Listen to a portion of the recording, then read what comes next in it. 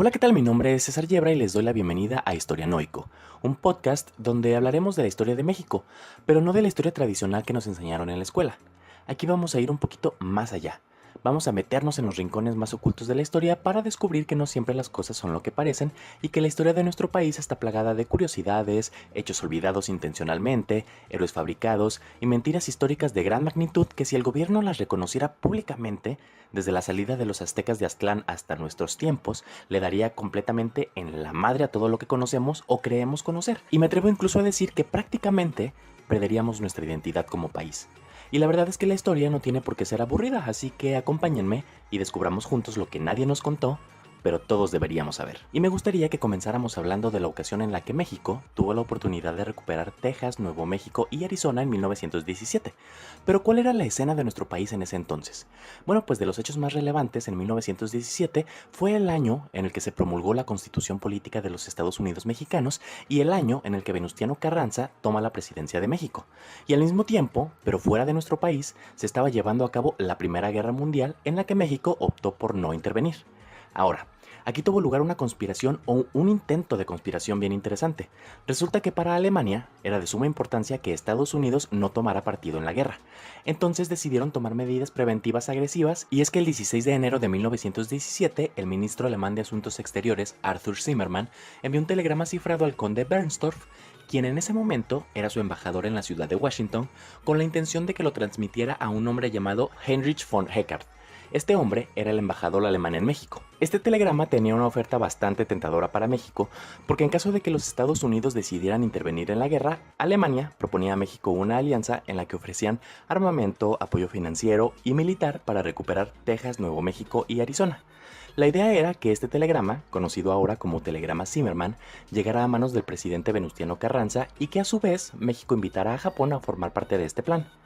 Algo bien interesante es que si ustedes buscan información sobre el telegrama Zimmermann, no van a encontrar nada sobre California, que es uno de los territorios perdidos por México. Haciendo un poquito de investigación, me encontré con que supuestamente California sería ofrecida a Japón como recompensa en caso de aceptar participar, pero esta es una información algo extraoficial, así que yo no me atrevería a hacerla pasar por verídica. Solo es algo que encontré por ahí y quise compartirlo con ustedes como un dato extra, ¿no? Aunque no me sorprendería que las cosas hubieran sido así, porque en caso de que Japón hubiera decidido participar en este conflicto, obviamente hubiera tenido que ganar algo, ¿no creen? Recordemos que en aquellos tiempos las relaciones entre México y Estados Unidos estaban un poquito tensas, ya que el gobierno del presidente Woodrow Wilson tenía como una de sus prioridades capturar a Pancho Villa y las tropas estadounidenses habían tenido varios enfrentamientos con las tropas carrancistas a tal grado de que por poco se lleva a cabo una nueva guerra entre México y Estados Unidos.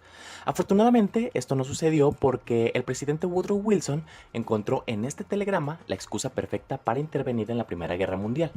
Y es que los servicios de inteligencia británicos ya estaban espiando a los alemanes por varias vías y lograron interceptar el telegrama. Los servicios de inteligencia eran tan eficientes que lograron descifrar el código alemán, pero como en toda época de guerra siempre se debe tener una estrategia, los británicos hicieron un montaje para justificar que el telegrama estuviera en su poder y a la vez no echarse de cabeza con el hecho de que se encontraban espiando a los alemanes.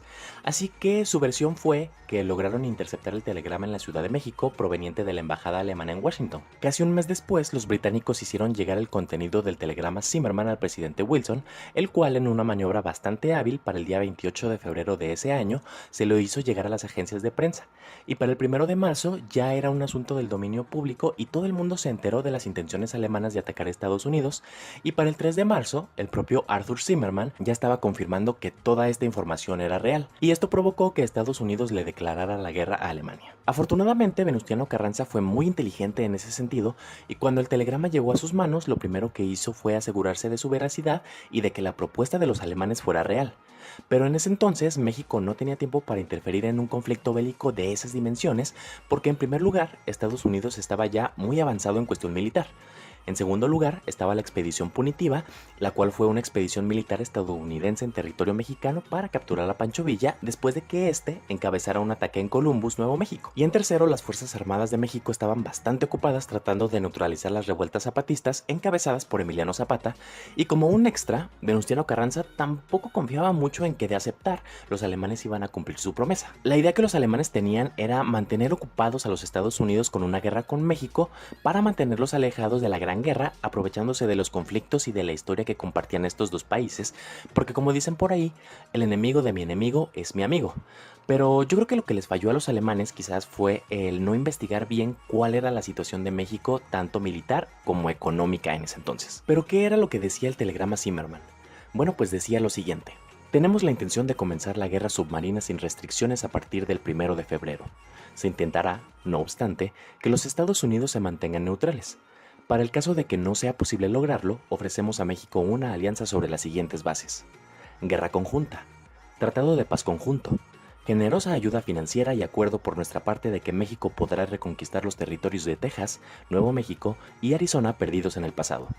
Dejo los detalles a su excelencia. Sírvase usted de comunicar lo anteriormente dicho al presidente en el más absoluto secreto, tan pronto como la declaración de guerra contra Estados Unidos sea algo seguro, y sugiérale que invite inmediatamente, por iniciativa propia, a Japón para unirse y que haga de intermediario entre nosotros y Japón. Sírvase advertir al presidente que el uso despiadado de nuestros submarinos ofrece ahora la perspectiva de que Inglaterra sea forzada a la paz en pocos meses. Y fue así que Venustiano Carranza le mandó decir a los alemanes: muchas gracias, pero no. Incluso pensando en la posibilidad de que México hubiera aceptado la propuesta alemana y todo hubiera salido bien, ¿cómo creen ustedes que hubiera hecho el gobierno de Venustiano Carranza no para anexar nuevamente a México esos territorios, sino para lidiar con los habitantes? Recordemos que para ese entonces, Texas, por ejemplo, ya tenía declarada su independencia. Entonces, al anexarlos a ellos, a Nuevo México y a Arizona, es muy probable que hubiera habido mucho descontento y quizás hubiéramos tenido una segunda revolución mexicana. Quién sabe, todo pudo haber pasado. Y así es como México pudo haber recuperado parte de su territorio. No sé ustedes, pero cuando yo iba a la escuela nunca me hablaron sobre este hecho que sin duda es bastante interesante. Creo que no debemos quedarnos solo con lo que nos enseñan. Debemos tener esa necesidad de conocimiento, de investigar qué hay más allá y de aprovechar la tecnología para satisfacer esa curiosidad. Y recordar que la verdad absoluta no se encuentra en los libros de texto. Así que ustedes investiguen, fórmense un criterio propio y saquen sus propias conclusiones. Al fin y al cabo, creo que la mejor opinión es la que tienen ustedes. Y pues espero que les haya gustado este pequeño podcast histórico y si así fue, por favor recomiéndenlo. Yo soy César Yebra y me pueden encontrar en Twitter como @CesYebra, Ces con doble S, para que me digan qué les pareció y si conocen de algún hecho o dato curioso sobre la historia de México, háganmelo saber para dedicarle un episodio en este podcast. Yo me despido con una frase de Aristóteles que dice: los grandes conocimientos engendran las grandes dudas. Hasta la próxima.